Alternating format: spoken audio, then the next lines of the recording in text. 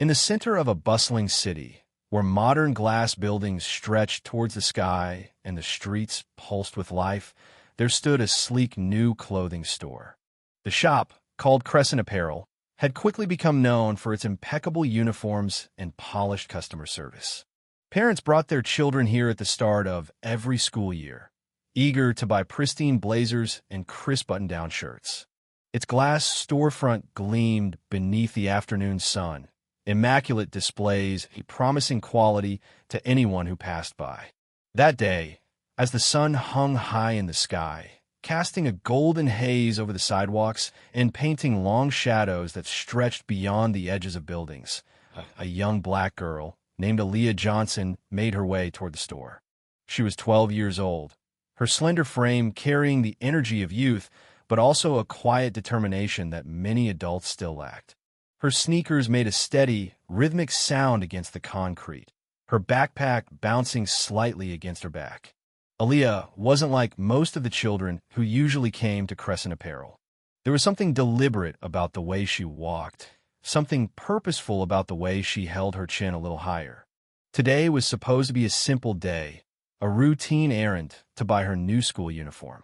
Nothing complicated, but for Aaliyah, it was so much more. This store wasn't just a place to shop. It was a symbol. Her father, Mr. Elijah Johnson, had worked relentlessly for years to make Crescent Apparel what it was today. His sacrifice had transformed an aging tailor shop into a beacon of excellence. Every brick in the walls, every pane of glass, every hanger holding perfectly pressed uniforms was a testament to his perseverance. Aaliyah was proud of that. She carried that pride in her chest as she stepped toward the entrance, drawing in a deep breath before pulling open the heavy glass door. The soft chime that greeted her was meant to be welcoming. It was a bright, pleasant sound that floated through the pristine space. But as soon as she crossed the threshold, something in the air shifted. A chill swept over her skin, subtle but undeniable. She slowed her steps, her gaze flickering around the store. Inside, everything was spotless. Shelves perfectly organized, displays artfully arranged, the faint scent of polished wood and freshly laundered fabric lingering in the air. It was exactly as it should be. And yet it wasn't. No one greeted her. The cashier behind the counter continued tapping at the screen of the register, his head low. A mother browsing blouses with her son didn't glance in Aaliyah's direction. It wasn't overt, but it was enough to make Aaliyah feel out of place in a store she had practically grown up in. She shook it off and walked toward the uniform section, trailing her fingers along the neatly hung rows of navy blazers and white shirts. But before she could pull a hanger from the rack, a prickling sensation slid down her spine. She was being watched.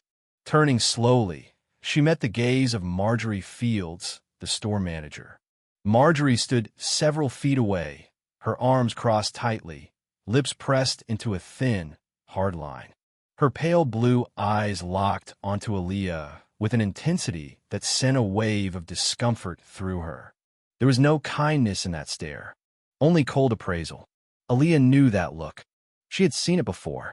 She stood straighter, meeting Marjorie's gaze evenly, refusing to be the first to look away. But instead of offering a professional greeting or asking if she could help, Marjorie's brows knitted together in something close to suspicion. "What are you doing here?" Marjorie asked, her voice sharp, each syllable slicing through the space between them. For a heartbeat, Aaliyah didn't respond. She was caught off guard, not by the question itself. She had expected hostility before, but by how immediate it was. "No quertesi, no pretense.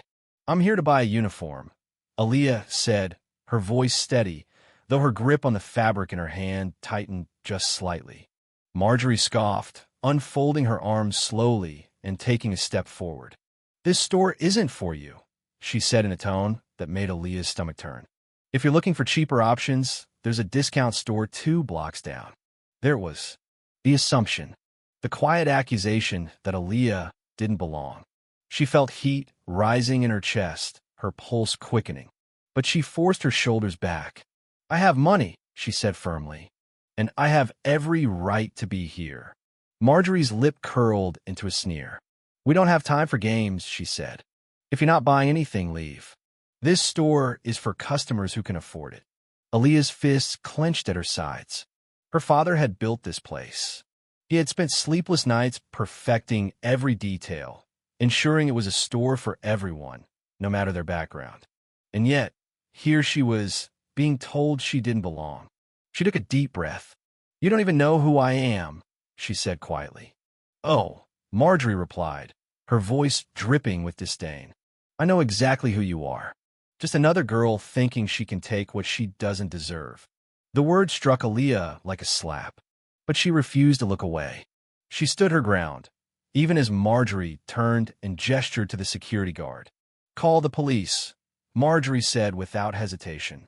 Tell them we have a situation. The security guard, a man named Thomas, hesitated. His fingers hovered over his radio, his brows furrowing. He knew Aaliyah. He had seen her here before. But Marjorie's glare was unyielding. Aaliyah's heart thundered in her chest. She knew she could walk away. She knew she could leave and avoid the confrontation spiraling out of control. But instead, she reached into her pocket and pulled out her phone. What do you think you're doing? Marjorie snapped. Aaliyah didn't answer. She tapped a single contact on the screen and raised the phone to her ear. Dad, she said, her voice calm despite the storm inside her. Can you come to the store? There's a problem. For a brief moment, Marjorie's expression faltered. Something flickered in her eyes, uncertainty, maybe even fear. Aaliyah hung up the phone and slid it back in her pocket. The store was silent now, the tension thick enough to suffocate.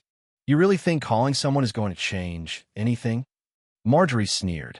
Aaliyah didn't reply. She didn't have to. Minutes later, the soft chime of the entrance bell rang out again.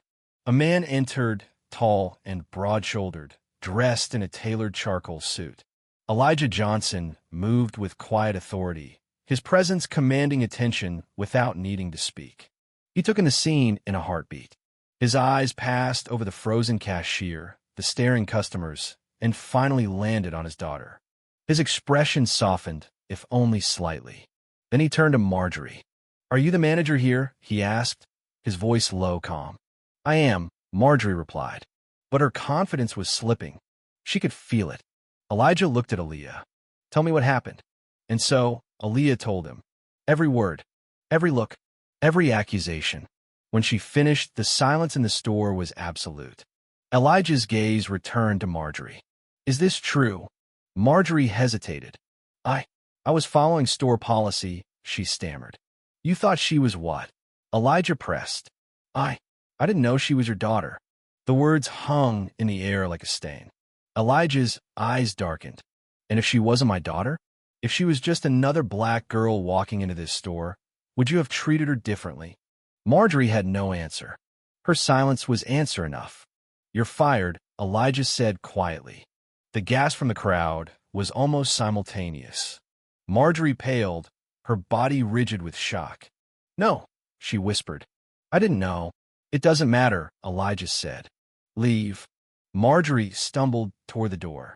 No one stopped her. No one spoke in her defense. And then she was gone. The store exhaled as if it had been holding its breath. Elijah turned back to his daughter. His expression softened. You handled yourself well, he said. Aaliyah felt a weight lift from her chest. She nodded, standing straighter. For the first time since she entered, she felt seen. She felt respected. And that was what mattered.